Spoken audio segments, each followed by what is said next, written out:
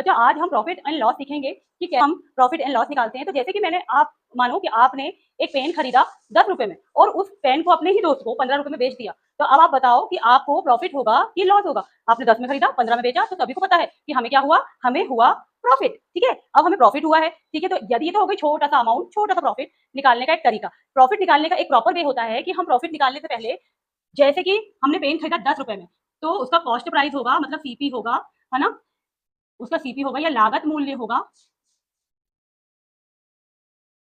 10 रुपए। जितने में हमने खरीदा, जितने हमने पैसे लगाए, वो उसका लागत मूल्य होगा। फिर उसका सेलिंग प्राइस होगा, मतलब कि इसको लागत मूल्य या फिर हम क्रय मूल्य भी बोलते हैं, इसको बोलते हैं विक्रय मूल्य। उसका विक्रय मूल्य होगा या सेलिंग प्राइस, हमने उसे बेचा, वो उसका सेलिंग प्राइस होगा कितना, 15 रुपीज। हमको पता है कि अगर सेलिंग प्राइस कॉस्ट प्राइस से बड़ा हो तो हमेशा होता है आपका प्रॉफिट, और यदि सेलिंग प्राइस कॉस्ट प्राइस से छोटा होगा तो हमेशा आपका होता है लॉस। ठीक है दोस्तों, हमेशा पहचानो, यदि सेलिंग प्राइस कॉस्ट प्राइस से बड़ा तो प्रॉफिट, यदि कॉस्ट प्राइस सेलिंग प्राइस से बड़ा तो लॉस। ठीक है, तो यदि मैंने इसका, आप यहाँ पर देखो सेलिंग प्राइस जो है वो कॉस्ट प्राइस से बड़ा है, इसका मतलब हमें हो रहा है प्रॉफिट। तो प्रॉफिट का सिंपल फॉर्मूला होता है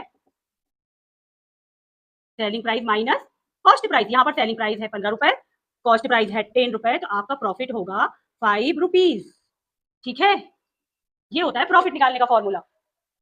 इसी प्रकार हम लॉस भी निकाल लेंगे। लॉस का फॉर्मूला होता है आपका, लॉस होता है आपका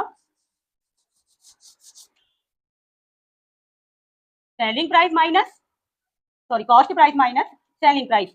यदि मैंने पेन खरीदा होता 15 रुपए में और उसे बेचा होता 10 रुपए में, ठीक है, तो यहाँ आ जाता मेरा कॉस्ट प्राइस 15 और सेलिंग प्राइस 10, मतलब कि लॉस कितना होता, 5 रुपीज। इस तरह हम प्रॉफिट एंड